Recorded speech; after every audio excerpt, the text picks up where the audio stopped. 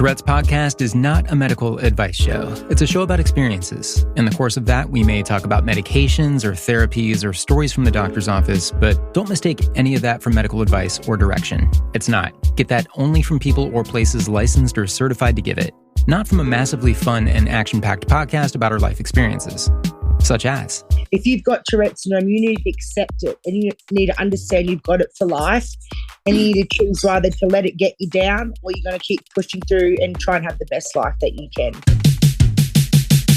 This is Tourette's podcast, made possible with support of the Tourette Association of America and part of the Geeks Rising Network.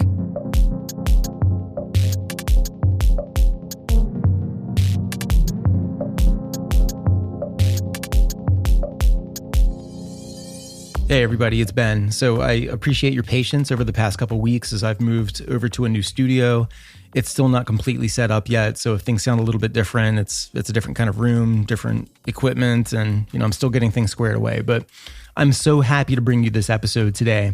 This is a big episode. Our guest today, Bianca Saez, is really well known in the Tourette community, on YouTube, on TV. Her story is harrowing and has been out there, labeled a time or two as one of the most difficult cases of Tourette that doctors have seen. She lives in Australia. Like I said, her story is pretty harrowing. She's had operations. She's been featured on the television program 60 Minutes at least twice. Matter of fact, the segment that I watched, the last one I watched, starts with the show host saying, "No one forgets an encounter with Bianca Saez." So with Bianca here today, there are tough stories of personal experience ahead, some Tourette philosophy, self-appraisal, pep talks. There's a lot here. I'm so grateful Bianca was able to come on and discuss things so candidly. I'm just as grateful to my friend Cass, who's also from Australia. She's sitting in the hosting chair on this episode. So we have two Australians in conversation here today. Cass does an amazing job hosting. She also hosted episode 2 of this season. You might know her online as Ticks and Tats. She does all kinds of angles on disabilities and neurodiversity awareness. Just a heads up, there's some casual language ahead. It's not being censored. Not referring to coprolalia, which we don't censor anyway, and some heavy content, including brief but significant mentions of suicide and abuse. And for people who don't have Tourette, this episode might challenge you. Bianca has coprolalia, which is the medical term used to describe a really stigmatizing symptom of Tourette syndrome, and I'll just read from the Tourette Association here. It's the involuntary outburst of obscene words or socially inappropriate and derogatory remarks. Other examples may include references to genitals, excrement, and sexual acts. The Tourette Association continues, while obscenities and profanities may be common in everyday conversation in our culture, coprolalia is different from simply swearing or using bad language. Usually, these vocal tics are not uttered within social or emotional contexts and are often spoken or repeated compulsively in a louder tone or different cadence or pitch than normal conversational speech. Particularly embarrassing for some individuals with coprolalia are involuntary outbursts within social contexts, such as racial or ethnic slurs in the company of the very people who would be most offended by such remarks. A minority of people with coprolalia have this particular problem, and that's from the Tourette Association of America at Tourette.org, reading their section about coprolalia and educating the public on what it means. And our guests today, they do talk about their experiences with this, including ethnic slurs like the N-word in one case, which our guest Bianca says has made travel considerations really difficult. You don't want to go into a situation where it could be pretty sure that you could be misunderstood by the words you use. I think this is good, important context for people who are trying to become more familiar with Tourette syndrome and the different ways that it manifests. So just know that when you hear involuntary words here, remember they're involuntary. There's no intent. We do have listeners outside of the Tourette community, so it's good for people to know this stuff. This is overall a bright and punchy conversation with powerful points and good laughter between two adult women who have Tourette syndrome, and I love it. I love how real it is. Bianca is a person who has helped Cass along in her own journey with Tourette syndrome simply by having this experience of life in common and talking about it. And I'm honored to have both of them doing that right here today. This conversation was conducted over Zoom. Bianca was joined in the room by her friend Allegra. Let's get right to it.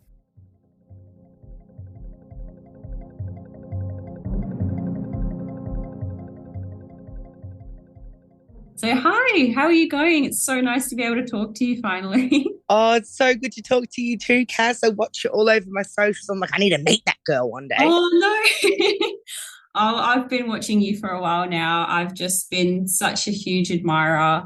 So Oh, I've just been, yeah, really excited just to get the opportunity to talk to you a bit more and learn a bit more yeah. about you. I want to learn more about you too. Oh, that's so nice. All right. Yeah. Well, I'm sure that like a fair few of the listeners have heard about you because you've got a really interesting story. I've got a cast on my hand at the moment. Oh, do you? Yeah, I spent some time in hospital over a couple of days ago because I got a staph infection in my finger. And No. then they were concerned about blood poisoning and getting into my tendons and muscles and everything because of my 16 deep brain stimulation surgeries. I was very prone to having staph infections. Oh, So, God. and that's another really big thing we have to talk about too is when a person with Tourette syndrome goes into hospital Yeah. and how there's no education done on it. Like I had to teach people in like the hospital where I was at, they were all amazing. They were all very kind, Good. but they have no idea what they're doing. They don't know how to put a needle in me. They freak out. They freak out. Then we freak out more with Tourette's. Like, Yeah. where does that come into it? You know, like we Well, need to start putting. I was watching one of your videos and I remember that you were in hospital and I think a nurse was trying to like restrain you from having ticks. Yeah, it And makes you're it just sort of like, worse. just let me do the ticks.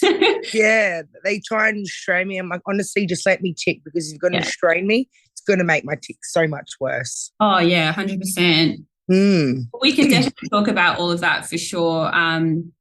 So yeah, but for people who maybe not haven't heard of you, do you mind telling everyone just a bit about yourself and where you're from? I'm sure it's Okay. some people where you're from, but All right. Well, hey everyone. My name's Bianca. I've been living with Tourette syndrome since I was early 4, diagnosed at 5.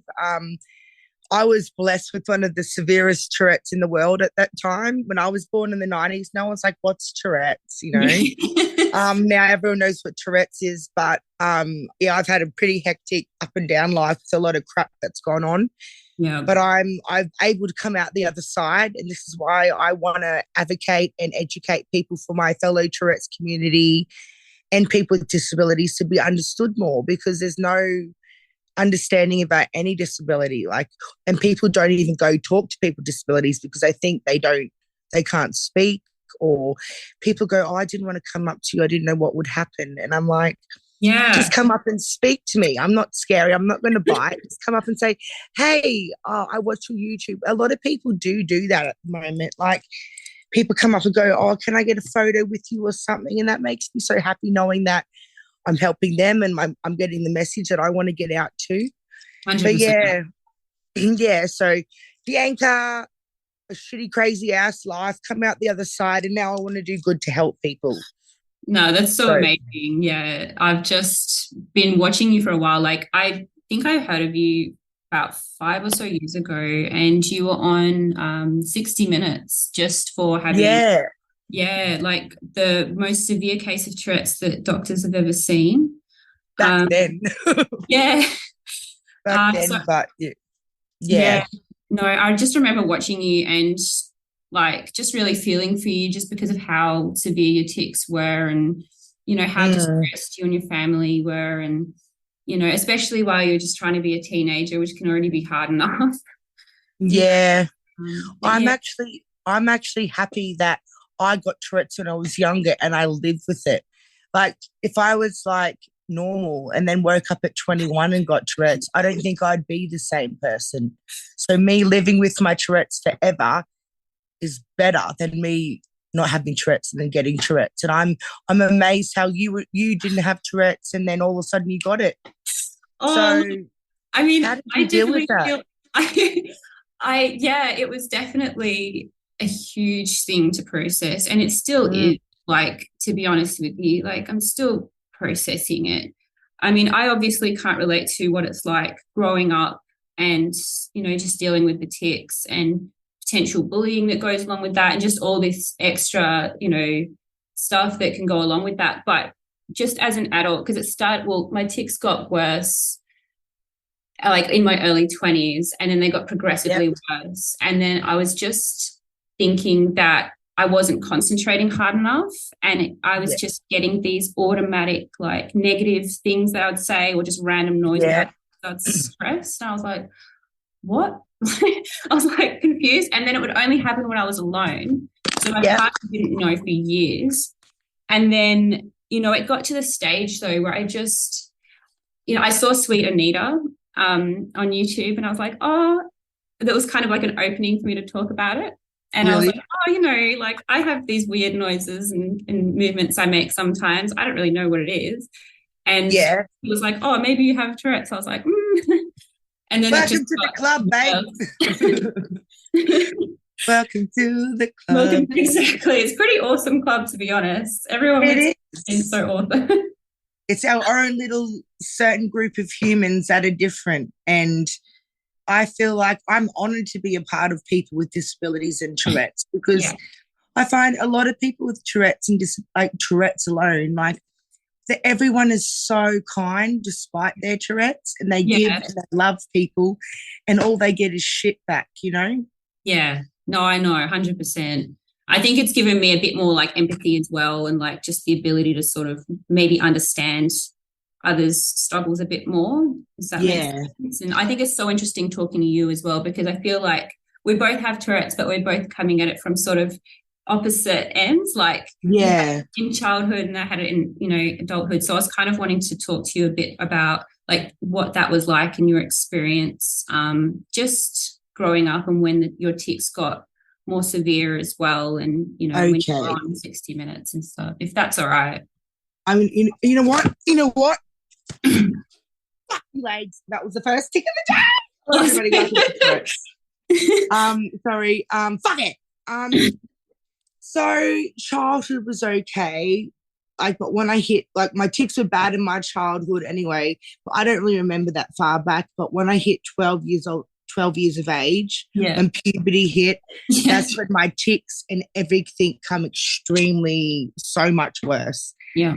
So when it come worse, like then, like I was having trouble at school. I was trouble in every walks of life, from getting treated badly from public, family problems, to teachers not understanding and that. So then I was getting progressively worse. You want to fucking lick me out, can't you? Well, yeah, nice to meet you. Nice to meet you too. Oh, God. Don't worry about it.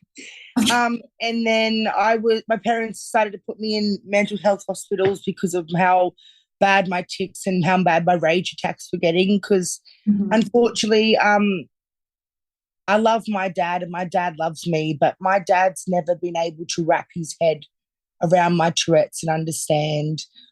And I know he's got, like, since moving out on my own, I know he has a lot of mental health issues. Now that I've grown up and I'm looking at him like, man, you're just as fucked up as me in so many ways.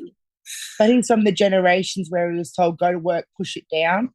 So I feel sorry for my dad that he didn't have the people or the tools around him to help, which has now affected the family and my generation. So having family problems and everything, and then going into another hospital. But the last place that I was in was the most awful place I've ever been in my life. Oh, really? It was called Barrett Adolescent Centre. And like having a hard childhood, every aspect of your life getting affected, then trying to get put in a place to get help. But that place, basically, the way they approached my illness, they said, if you want to get out of here, Bianca, you cannot hit or yell or swear in public because it's not acceptable. So I myself between any person and my family when they come up, I'm not allowed to go near them. So I did say 3 meters away. So oh my God. So I was never allowed on car drives out. I was never allowed to, go on outings because of my tics in the car. So I'd always get segregated and separated, but then there was nurses that I would just fucking cut, tick like that. They go to the timeout ring. Or I said, look, I have Tourette syndrome. That's why I'm here. Don't give this cheek or you get another 15 minutes. And then I saw people try to kill themselves in there. I saw Other patients bullied me. Another patient locked me in my room, stuck staples into my legs and tried to light my hair on fire for an hour. And I was yelling, but I was right down the other end of the ward where my room was. So it took an hour for a nurse to find me. Yeah. And then I was also raped in there as well. Oh so my gosh. the fucking lounge room where there's nurses 20 meters away in the next room. So do you think that's a safe place to stay when they're trying to say you can't tick if you want to get out of here? Which I was like, all right, well, if I can't do that, I can't do what you're trying to tell me to do. So then I suicide because I was never going to get out of there. And then everything came about, blah, blah, blah, blah, blah. And then Peter Silburn, the doctor that I saw, came and said, do you want to have this experimental brain operation for Tourette's? And that's when I went through another decade of surgeries. But Peter Silburn was the one who got me out of that place. Okay. He said, yeah, you don't need to be here. And that's how I got out from my surgery. Yeah. I'm so sorry to hear that. That's horrible, you know. But like, I feel like everything that I've experienced in my life is to bring me to a place to be able to help more people. Absolutely. But, you know, and that was another thing that I just noticed about just you in general is that you're just such a kind person and it just really shines through, you know what I mean? And you're probably one of the most resilient people I've ever seen as well. I am, and I don't understand why. It's just so easy for me. It's like I have this secret little motor inside of me that when I get like going through my surgery the other day, constantly, you know, if someone's got a sore finger who doesn't have Tourette's, they just rest it. Just rest it. But with me, I'm constantly ticking it. I'm constantly ticking or licking it or hurting it. So it was constant pain the whole time. I had mind blank. What was I talking about again? I get that all the time. I lose track of track of what I'm saying, and then I get all self-conscious. Yeah. Being a motivation speaker, blah, blah, blah, blah, blah. And it disappears into thin air. And I'm like, prompt me, girl, my best friend. Don't worry about it. I get that. Talking about this. I call myself Dory. Sorry, what's your name? No, 100% correct. Yeah. But you talked about you had deep brain stimulation surgery. Yeah, I had 16 deep brain stimulation surgery. So 8 in, 8 times out. Wow. All the staph infections that wouldn't keep going. You know, I kept getting in and then would get back on the track and then another infection would come up. And by the end of it, they have rechargeable batteries that you can wear something over a bra so you can recharge your batteries. But with my tics, because I would just rip them off my chest. So I was like to my doctor, are we able to open up my head and my chest in the same spot for the rest of my life? I never really got a clear answer. But I was like, you know, like they've cut my flap over my head, like where my brain went in, where that they put the probe in my brain. The last time they had to lesion it, so they'd cut all the scar tissue out. So, but don't you think if you keep opening it up, it's going to have more scar tissue? So I just don't understand how they thought they could open me up continually for the rest of my life. I didn't know it was that many times. I thought it was just the one operation, and I couldn't imagine even having the one operation. It would be so like scary. I think, you know, it's such a really big surgery. Just having that more than once. Oh my God! Every time you go in, you could die. They could just pierce the wrong bit of your brain or hit something, and you can have a brain bleed. But it's honestly, I've tried to find people that have had big success from DBS with Tourette syndrome, but I haven't been able to hear a lot.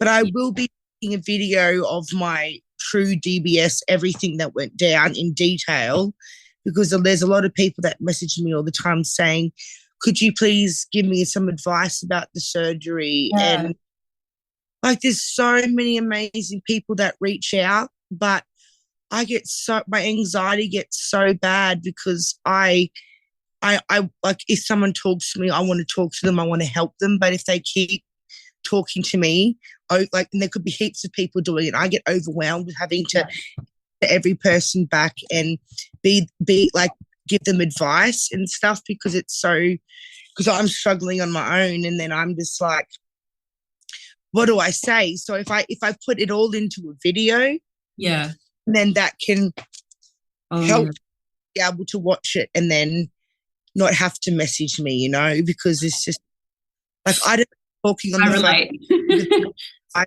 minutes, and I just, it terrifies me having to keep up and message people. Like, I would give them one message, but then they go, why don't you message me back? And I'm like, I'm really sorry, but I just hate it. But I wish I could be this person and message everyone back, but creates my anxiety really bad. So I completely relate. Like, messaging is pretty much my worst nightmare. And then when we message and then it goes all gibberish. Yeah. No, I know, because I get people message me as well, and I want to help them, like you say, but I just, even looking at the phone, like, sometimes I have to get my partner to read it for me because it stresses me out so much, and I just get so overwhelmed.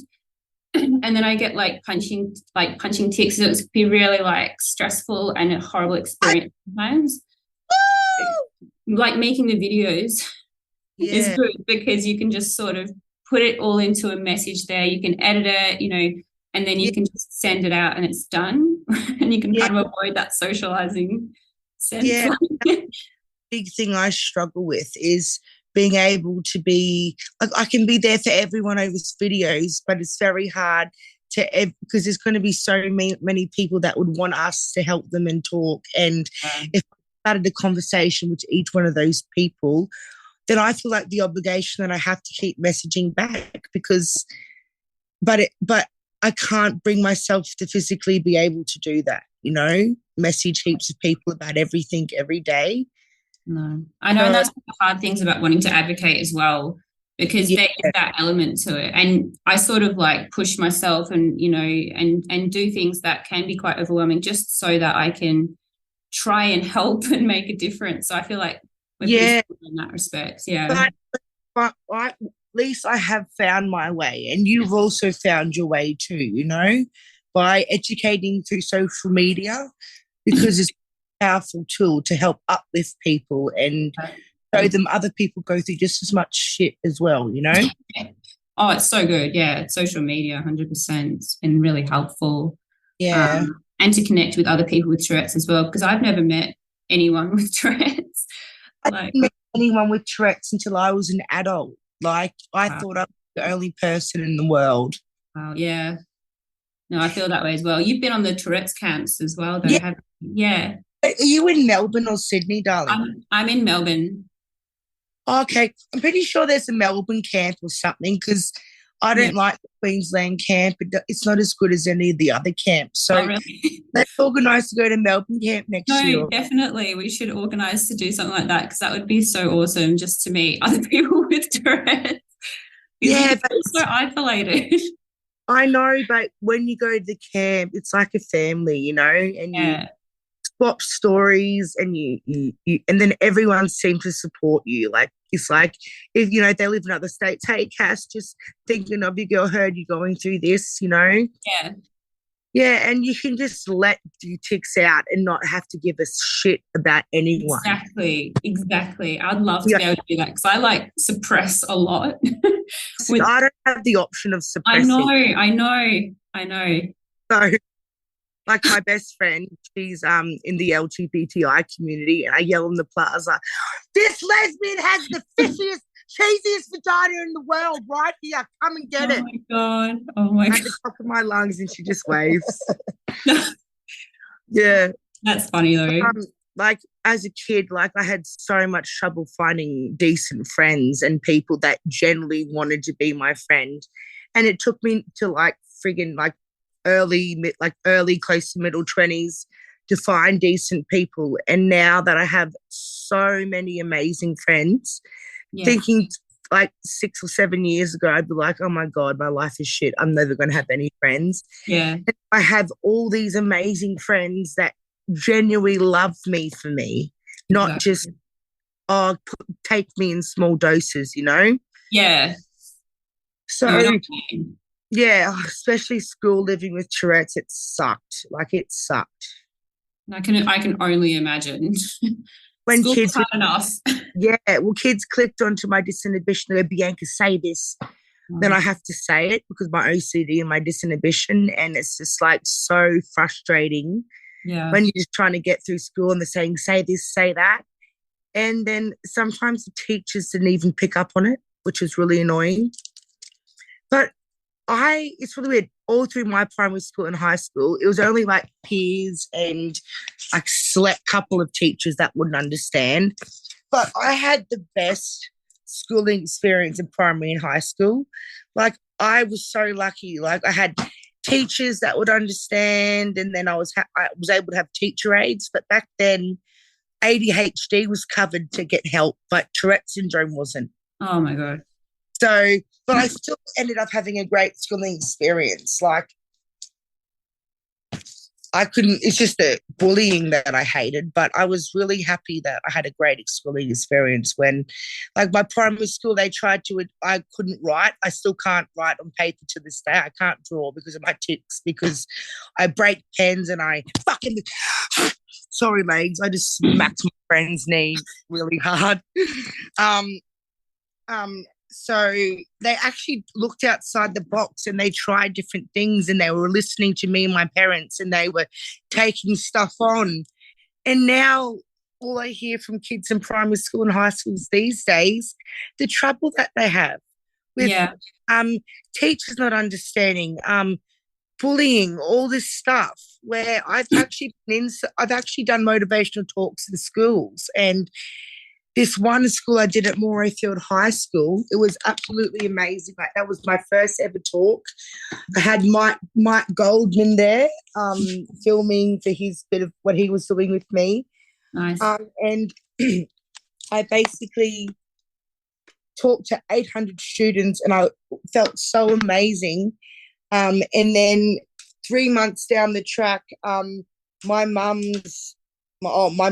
dad, glasses lady, who happens to be the receptionist where he gets his glasses done, said, my daughter goes to that school, and I'm just letting you know, after Bianca's speech 3 months ago, my daughter popped up with Tourette's 3 months later, and she says, it's amazing because everyone gets it now. Everyone understands a lot better. So I can't believe from that one talk 3 months before, this girl got Tourette's helped her. Oh, of course, yeah. Yeah, and I'm funny during my talk, and I sing at the end, and I engage with the kids, and I make them feel good about themselves. And I think they really appreciated what I had to say, which I'm so happy that it helped this girl have a better life at school. Oh, that doesn't surprise me at all that you had a positive impact, you know. And I know, but random kids just come over and just said, oh, I think you're amazing, and they wanted to take photos with me. So I am doing what I'm setting out to do. And now girls just need to start giving me some work so that I can help other people living with Tourette's. Because once we educate children in all schools, and then I think that would be good, because, you know, kids get the word out and they get over social media, and I don't know, but... No. What you're doing is so positive, because I used to watch your videos when I was like struggling to come to terms with my tics. I thought there was something really wrong with me, because I didn't know much about Tourette's either, obviously, and I didn't know what tics were. And like learning about Tourette's through you as well, like really just sort of helped me understand that, look, it's just a neurodevelopmental condition. There's nothing wrong with me. You know, it just is what it is. And I was able to just watch you, and you're so resilient. That just really helped me as well. And I wanted to do some good as well, and sort of you know, pass the message on in that sense. So you're definitely making a positive impact. Oh, I'm so glad I was able to help you, Cass. I really do. Because, like, I wish I had people to watch when I was younger. Yeah. You know? But Exactly. I'm glad I have you, and Yeah. I think you're absolutely amazing. Thank you so And I much. love your content that you put out. Like, I need to start talking about the harder issues as well. Like, I have to stop doing just fun stuff. So I'm going to get into that soon. But like, yeah, I'd love to come to Melbourne one day and just like collab with you and just do like Oh, a you video. should totally do that. That would be great. Yeah, me and legs and something like I really wanna. It was really weird because before you messaged me about the podcast, I was saying to you, like, I was saying, I really, really want to go down and meet Tix and Tats, and I No. want I want to do a video with her, and then not like a couple of days later, you're like, hey B, and I'm like, the universe is giving us the shit. I'm telling you, the universe. 100%. Yeah, no, So it's big. I'm super keen. So Right. yeah, sometime in the next year when we get over Christmas and stuff, I'll come for a fly down and I'll come and meet you. That would be And so good. Just hit me we, up. Let me know. We'll and we organise go something. to a cafe and just tick it out. Be like, Oh, it'd be so nice just to be able to share that and just not suppress yeah. finally. Because I'm still working through that. Well, I'm not going to be able to suppress, darling. Coffee's going to go everywhere, and the food is on my plate. So let's do it together. But it was no, that would be awesome. We should definitely do that. Yeah, I reckon it'll be awesome. Yeah. And it was good too that you're saying that you're going to make just some more videos that talk about some of the more challenging aspects as well, and that deep brain stimulation surgery. But can you just tell me a bit about what happened when you had those surgeries and you finally decided just to stop? He's a doctor's faggot. He's a faggot. Whoa, sorry. So the first operation went well. It went amazing, and then it was just staph infections. So that was the major complication of why it wasn't working. So the first operation, I got my life back. I didn't tick. No one noticed me. I could write on paper again. Yeah. And then about a month after the surgery, I started to get this blister. You fucking steak butt. Oh, you know what? Eat a dog shit, you fucking. Oh, I'm like, oh my God, G cup tits. Oh, get it out of here. Woo! Oh, I'm sorry. Fine. Anyway, from that first surgery, we worked out that we were putting antibiotics into me, but they can only kill the infection in your flesh, where the infection latched onto the pacemaker. So it doesn't matter how much antibiotics they were putting into me, it was killing on my flesh, but it wasn't killing it on the metal device. Yeah. So that's why it was so hard to be able to keep having it. Like, I get to a good point and I'm going, and then the infection comes back. So some complications that I had, I literally hit my chest so hard that I buckled this titanium pacemaker through my chest, which I saw the text the doctor sent back to Medtronics, the company in America that makes it. How the F did that happen? You're not supposed to be able to buckle titanium through your body. Like, it's not possible, but I did. And from all between the infections and the ticks going up and down, I literally hit my head a couple of times. And then I had migraines for a year, like severe migraines where I had to be in a dark room and I'd vomit. Just to work out a year later that I was hitting my head that bad with the surgery in me working, that the probe in my brain was broken off the top. So my brain was getting electrocuted every day for a year. Yeah. So it's like that. No, there's a lot of other stuff I'd have to talk about, but it's not appropriate to. No, that's fine. Because of defamation and me getting lawsuited and stuff. But I think one day I'll be talking about my whole journey and everything in more detail when I write my autobiography. But awesome. There's a lot that's gone on that I can't talk about due to legal reasons and stuff, but which will make people very angry to see what's happened to me. But I can't talk about it. So, but when I come up and see you in Melbourne, we'll have a coffee. I'll talk to you about it because it's absolutely the shit that I've had to go through with some things, but I can't say too much because I don't want to get lawsuited or in trouble. Where I should have the absolute effing right to speak my mind about it, but you can't these days, because of shit you can get in trouble. So that's all right. Look out for B's autobiography in a couple of years. Read it and you'll get 100%. I would love to read it.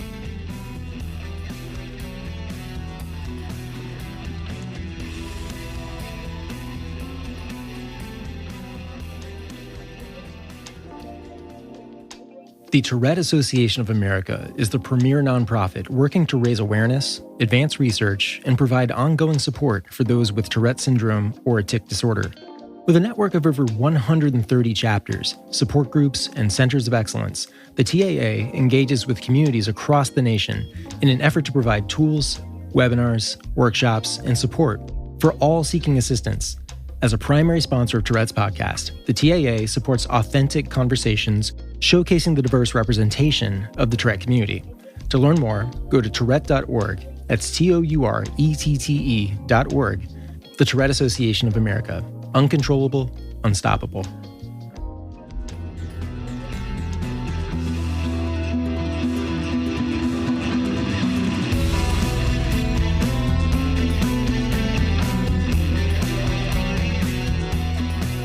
After all that happened, how do you live your life now? Like, how does Tourette's impact you just on your day-to-day?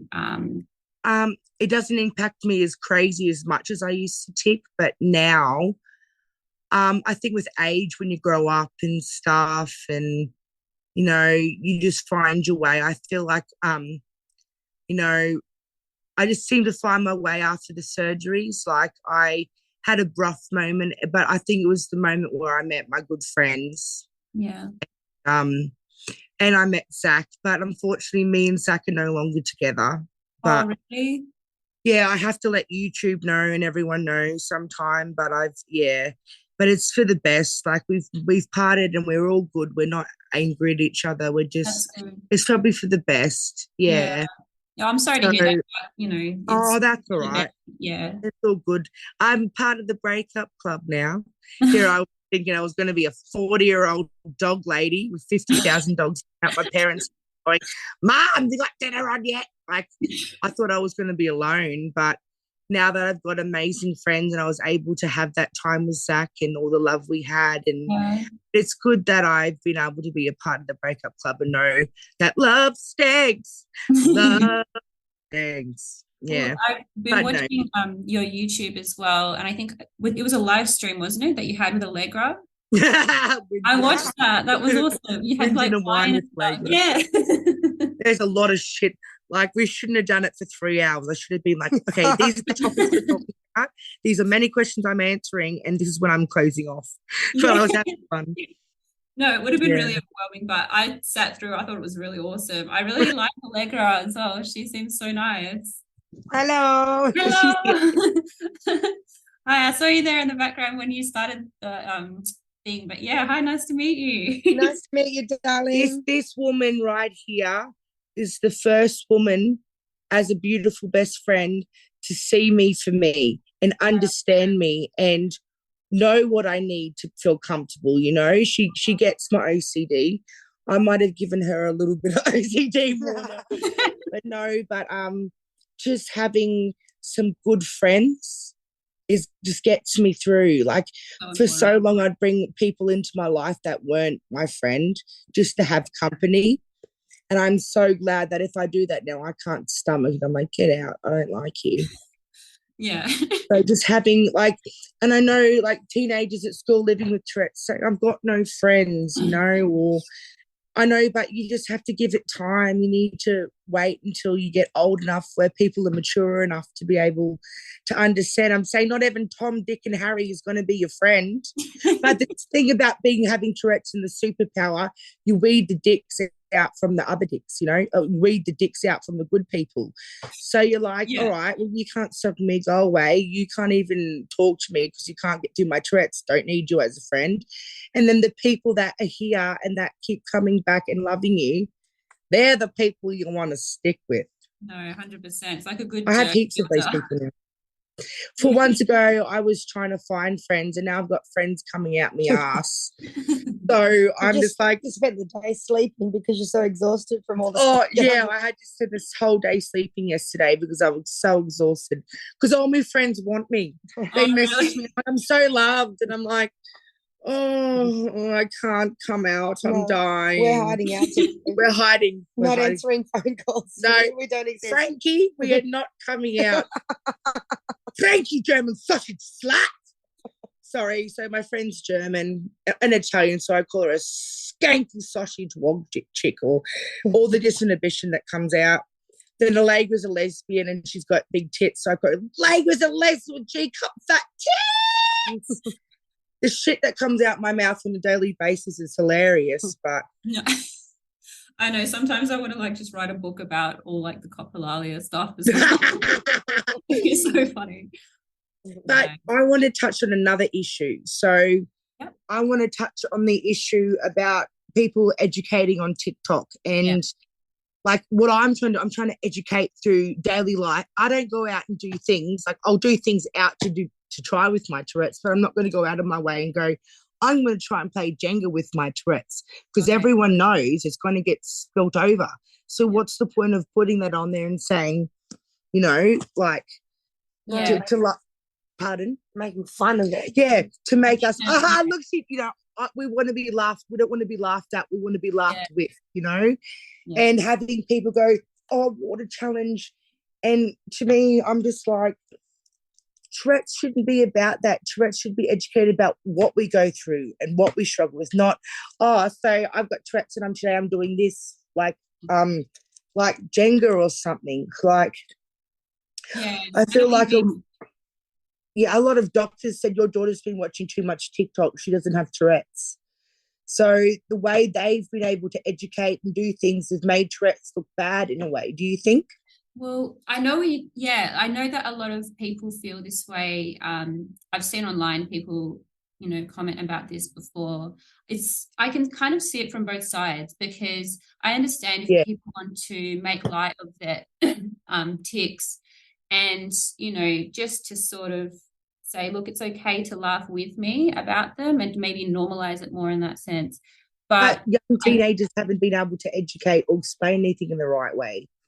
So I know that a lot of people who watch those kinds of videos and they don't have Tourette's, they might not necessarily view it that way though. So you know what I mean? And it might just sort of perpetuate that notion that Tourette's is just a joke kind of thing. So I can see. Look, I get what they're trying to do. They're trying to uplift themselves and educate other people, but sometimes it comes across in the wrong way. They never set out to do that. But and that's why doctors. And also I do see it from both sides. I understand what they're doing, but they have to be understanding about the repercussions that it could have for everyone. You know.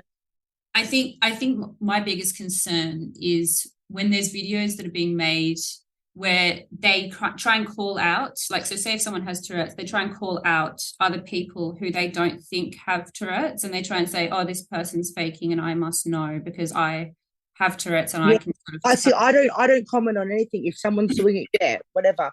But I'm not going to go, you don't have Tourette's. People have said, Bianca, you're faking it. I said, well, why would a doctor put me through a decade of brain surgeries? I can't believe anyone can say you're faking it. I get it all the time. You're faking it. You're faking it. And I'm like, oh, my God. And the demon thing. Do you get the demon thing? Oh, my God. Oh, my God. I've seen comments of the demon thing. I think that's just ridiculous. I get slaughtered all the time with it. All the time. No, it's so ridiculous. This lady grabbed my body. This lady grabbed my head in Kmart. Leave this girl, Satan. Be gone. Are you serious? Like, what the fuck do I do? I just walked out going, what? Oh, my God. I tapped her. I'm sorry, I've got Tourette's, darling. She goes, oh, don't worry, darling. You'll be cured by your 27. And I'm saying, are you a medium or no, darling, just pray to God and you'll be cured by your 27. I'm 30 and I'm not cured, people. I'm not cured yet, I'm telling you. I'm just taking more. Oh, yeah, if it was really that simple, you know. No, that's unbelievable. Wasn't there a girl on TikTok that was faking it? I have Like no full on idea. faking it? I don't know. Okay. Was it? Because there was a girl that everyone says she doesn't have to. Oh, I don't know. Anyway, but people come up to me and go, "Why can you just not swear?" And when they say, when we want to say, "Why do you think we want to yell and bring attention to us? We don't want attention." Like, No. Humiliate. yeah, we don't go out of, like, people go when they judge and they don't understand. Just stop. Or what's that? What's the other thing they say when I say we don't like? Why would we go out I of know our? you can't help it, but just try. Yeah, oh, when people say, "I know you can't help it, but can you just try?" No. That was told to me all during my childhood by teachers. I'm like, and then I had my teacher, Mr. Nuttall, like, "Fuck you, Mr. Nuttall, you're a bastard. Fuck you, Bianca, you're a little bitch." And he would swear back at me, and I loved it. I was like, "Fuck you, Mr. Nuttall, you stink like shit." He goes, "You stink like shit too, Bianca. Get back to your English." Oh and we just sweated across the classroom. It was great. That's it was hilarious. Great. Yeah. No, it's good when you've got like people who have a sense of humor with you and just sort of, joke around with you and don't treat you any different kind of thing. I'm a person that goes on energies. I can whip out a dick anywhere. I'm like, look, I don't go near people. I just have to be next to them. I can sense their energy. I know who they are as a person by their mannerisms. So yeah, that's a really good superpower, being able to know, read people and be able to see, not even to bother with a person. 100%. Save you a lot of time too. Time and effort wasted on people. Yeah. But as far as the faking thing goes as well, I just wanted to touch on that. Like, I'm sure there are some people out there who fake disorders, but I think that I feel sorry for them. Yeah, I'm sure they're like a small percentage, like, compared though to people who have been accused of faking and they're not actually faking. That makes sense. Well, then there's tic disorders. When I was younger, there was nothing such as tic disorders, Tourette's, or you don't have Tourette's.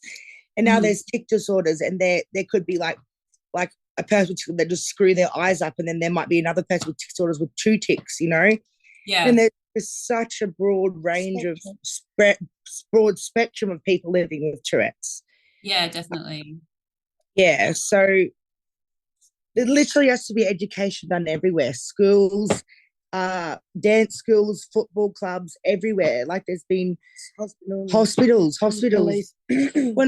When I was younger, when I had a really bad day and I tried to commit suicide and I was almost successful, my parents went home and I was trying to get to sleep and I was ticking pretty bad, and there was these 2 nurses that stood out my curtain and said, "What a waste of space. She's taking up beds. Sick people need to be here."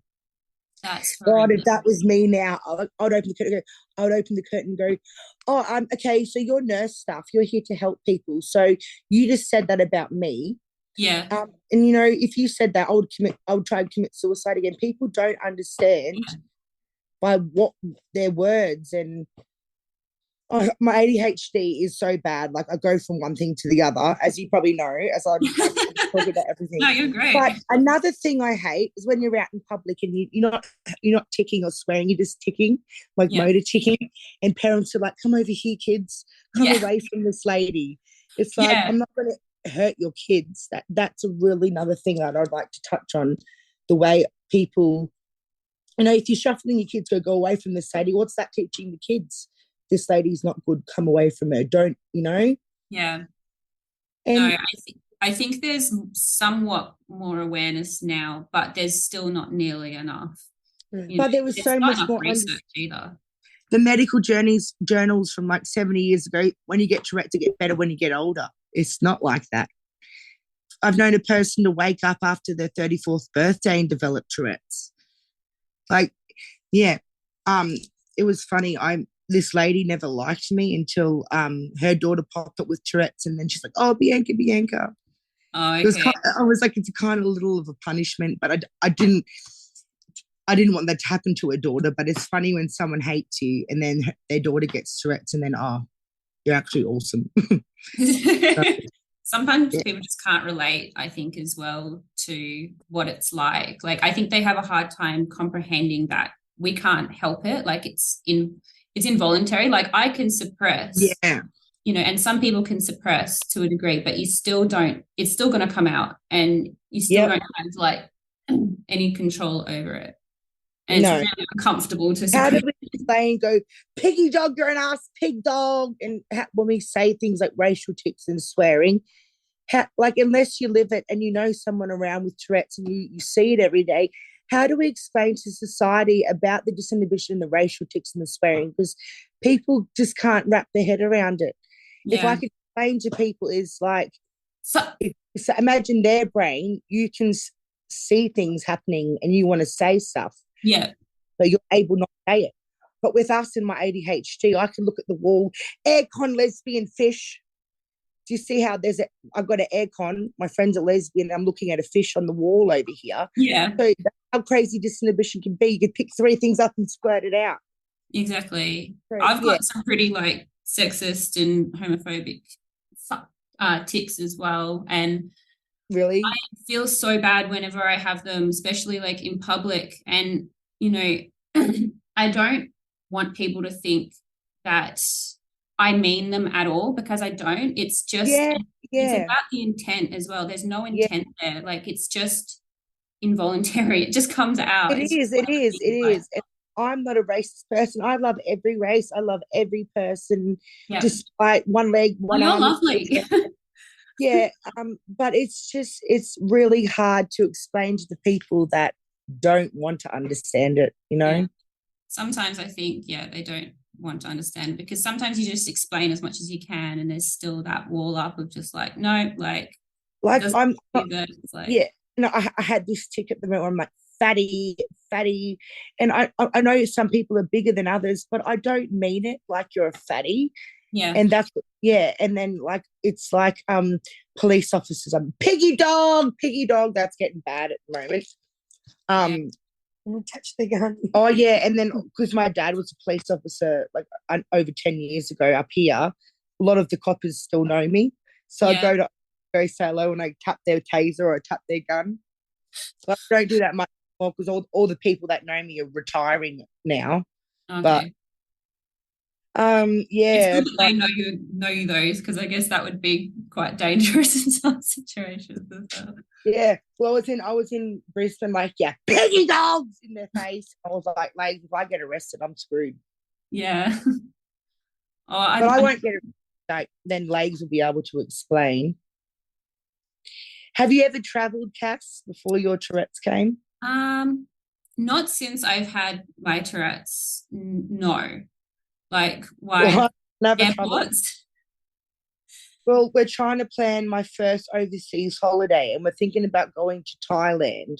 Oh my God. Because, Chappelle Corby and shit, when you go to Bali, I'll be going for the drugs at the book. Oh, I got drugs inside of me. I just did coke in the bathroom. I'm telling you.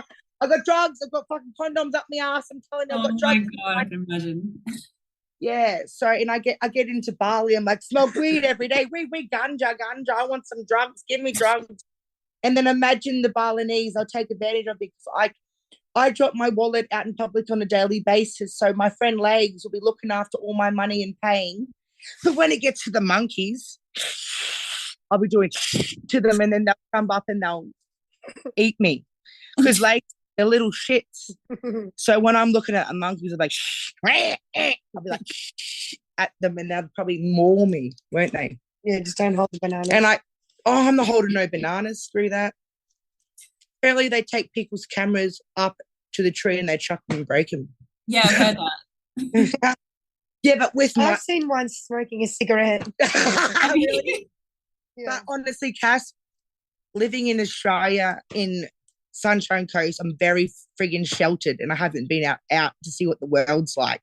So there's so many factors that I have to think about. Simply going in the plane, getting through the drugs at the airport, getting on the plane, having racial tics, like if there's black people or there's people with turbans, I'm like, Osama bin Laden just walked in.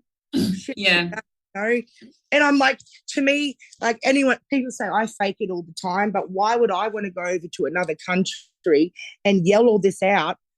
People don't want to do this for attention, and it's actually terrible. Imagine if I'm in a country and I get locked up and like we don't care. then I'm put on the death squad. Like, you just don't know. No, exactly. Well, how much time would you need to prepare for that? Like, have you been on holiday before, like Oh, overseas? no, I've never been overseas, and that's why I'm Oh, terrified to go, yeah, because of my ticks, and simply just to go overseas or go to Melbourne and get in a hotel room, it's really hard yeah, because of yeah, threats and what I break as yeah, well. exactly. I And know. me, yeah, keep going. Sorry. I know that's all right. I've seen you've got like so much technology that you've broken on, like the videos I've seen on YouTube and stuff. So I, you're a gamer. I want to be a gamer. I want to be a sweet ass gamer at home, but I've never been able to do that because of my Tourette's and what I break. yeah. So it really sucks. I'd be on the friggin' Banjo Kazooie and Halo and shit all the time. Skyrim. That's what I want to do. I want to be on Skyrim's so good. What's Skyrim. I want to slay myself a dragon and ride her. No, it's awesome. But yeah, what kind of support, needs and accommodations have you got put in place in your house? Because I've seen that on your YouTube. Pussy. She waxes my pussy. I'm really sorry. That was a tip. So I have an amazing care team. It all started with my friend that I was out at Blue Bar at this karaoke bar, and anyway, this man in a wheelchair walked in, and I come over and I said hello, and this man wasn't used to young women coming up and being lovely and being nice. And then after that, me and my good friend Travis come friends and would go to Blue Bar every Wednesday, and Jed was his carer and looking after him. And then Jed started his own company. And then he asked me if I wanted to be under him. I was like, hell yes. And that was the best fucking thing I've ever done. This man and my care team, I've got a couple of carers so there's Allegra and Mara, and then my friend, or my other carer, Jolene. Amazing women. I just love them all. They empower me. I empower them. We all empower each other, don't we, girl? Yeah. And just going from, what am I saying? Like, I wouldn't be able to be the person I am and do what I do without these people. Like, Legs is my driver. Like, I can't get in a car and drive myself to a motivational speak because I can't drive. So I rely so much on other people. Yeah. And also my YouTube. I can't be doing that without anyone else either, because I break cameras. I can't hold a camera in front of my face because I tick. Yeah. So everything that comes out on my YouTube is a big thing, big, massive friends. So that's good. Edit your videos now. Yeah. Zach used to do the editing, but I do the editing now, and I'm pretty Good. proud of myself. I'm doing pretty well. So nice.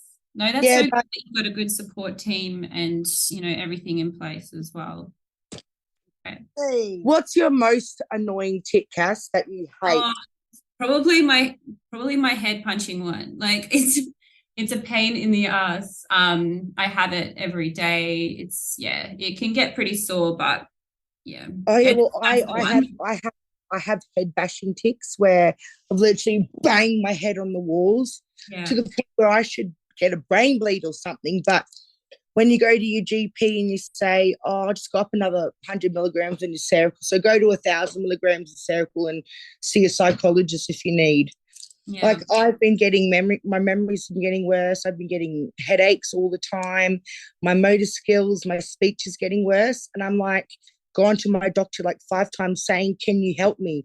Can you put me in for an MRI or something? But he doesn't seem to want to do that, because when I go into MRI, I need to be knocked out because I can't move. So now I've gone to see another doctor, and now the next step is to try and see if I can get some scanning done, because I don't want to be giving myself, footballer syndrome where people are constantly getting hit in the head.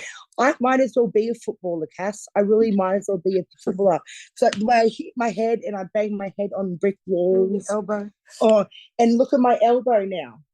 Oh my gosh. Look how ugly it is. It's like a big knobble on there. It's gone down a bit, Legs, actually. It has. It's gone down, but now that's permanent for my life, because I've hit my elbow so hard that it's shredded this like hematoma blood sac around it to protect it.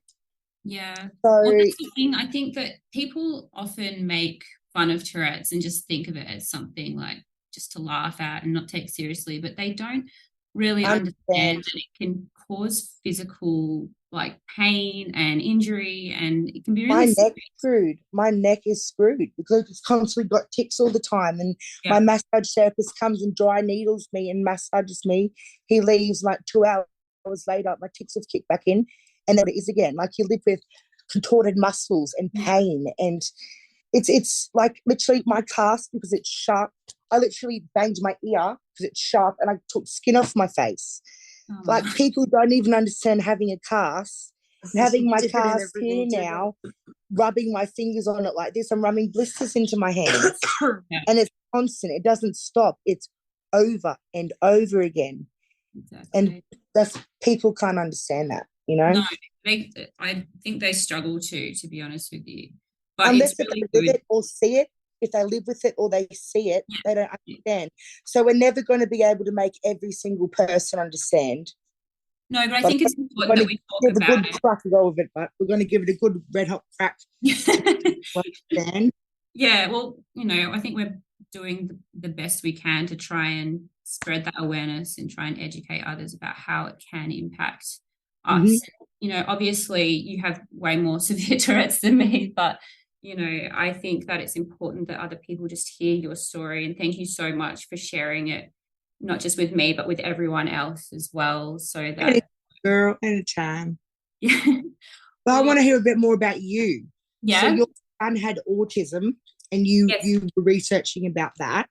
Yep. And then you developed Tourette's and everything. Woo! Well, it's actually been so crazy because I have had tics get on worse for like over a decade, pretty much. They just got worse and worse. And then my son got diagnosed with autism last year. That must have been very stressful for you. It's just, I just wish I knew like years ago. And then, so we were diagnosed the same year, and now I'm actually going through an autism assessment myself. So, you probably have, because that's why your son's got it. Look, I think it makes more sense than not. I'm going to be honest. Like, you know, so I'm going through that right now. I posted a bit about it on social media, but I just want to have an answer one way or the other, to be honest with you. And it would be good to get that confirmation, you know, because it's something that I've expected for a while. So many people are reluctant to get a diagnosis. Get a diagnosis so you know what you're dealing with, you know? Oh, yeah. Don't want to put labels. You have to put a label on it. If you're, you know, so you have to put a label on it these days if you want help from the government too, you know? Yeah, that's another thing. It can actually help people get the support as well. If you're able to get a diagnosis, I know it can be really long and expensive for some people. But also the health systems let us down too. Apparently bulk builders going out now too. Really? Yeah, bulk builders. Not for you. Not for me, but like due to COVID, it's screwed a lot of things up. Medicare. Oh, no. With Medicare. So everyone now has to pay out of pocket or they don't get anything back. Oh, so you get money back, but you know, it's just like my good friend, he's a beautiful friend of mine. He's got mental health issues, but you know, he doesn't have the money. Like money's the problem at the moment. So he goes and sees a public psychologist, you know. If you pay for it, you get what you need. But he rang this public psychologist and he was waiting. The appointment is at 9:30, it hit 10:30. No one rung. No one even messaged to say that they couldn't make it. So it's just so much more has to be done. Can we go to like Sweden or something and for healthcare? Wouldn't that be great? I know. And then you'd find society would be happier and people would be working more. It's because the government's a shithole and they don't have the money to help people. Like, it's sickly just to talk to someone and you don't get a call back. Like, this is why people are struggling with mental health and struggling and all this is happening, because there's not enough help out there. And we have to be more funding for sure, we need so much more funding for everyone. Like, Australia government should be caring about their people and helping them and making them feel better, and then the world could be better, you know? 100%. There needs to be more funding for mental health and just disability in general, and Tourette's more education. Can't get funding. People with Tourette's can't get funding because we class as psychosocial. we're not under disability. It's psychosocial.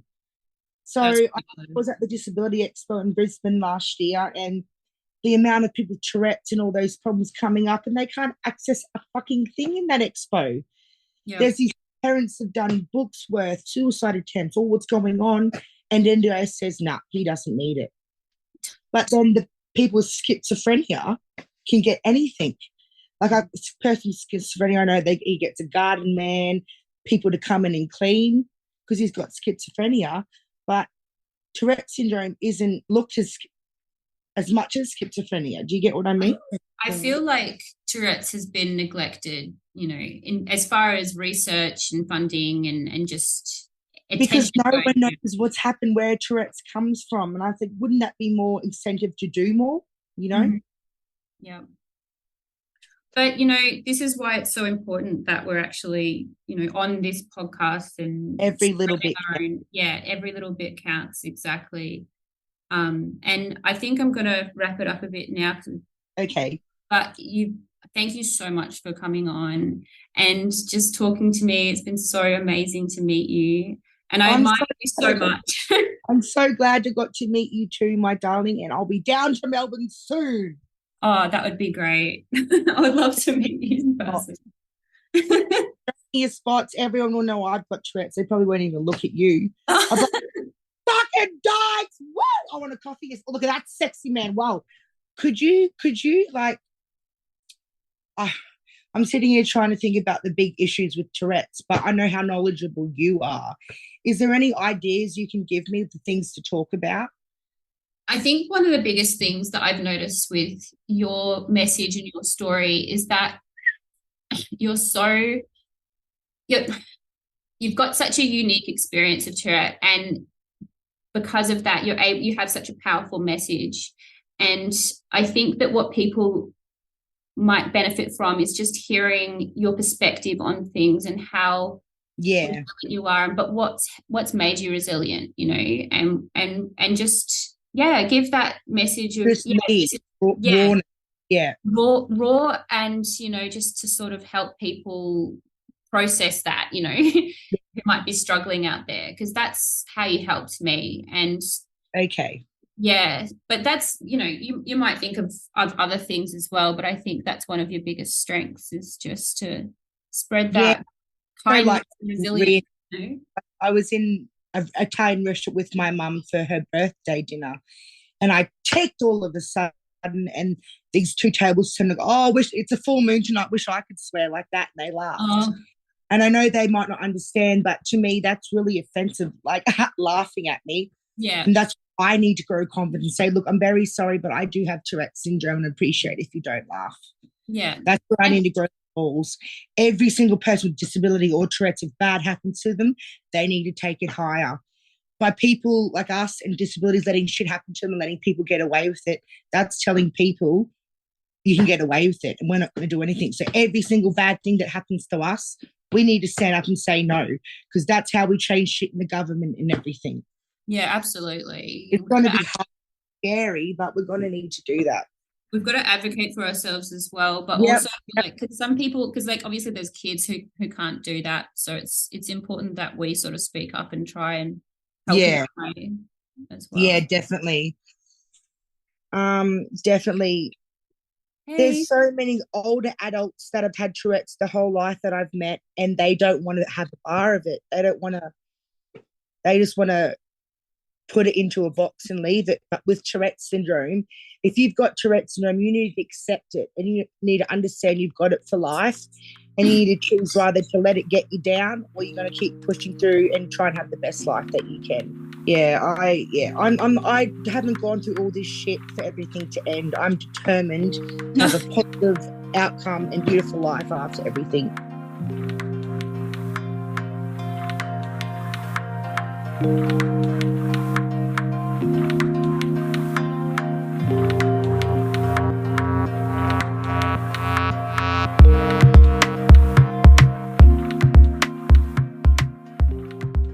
Thanks for listening. Thanks so much to Cass and Bianca for hanging out and sharing their time with us. That was an unforgettable episode.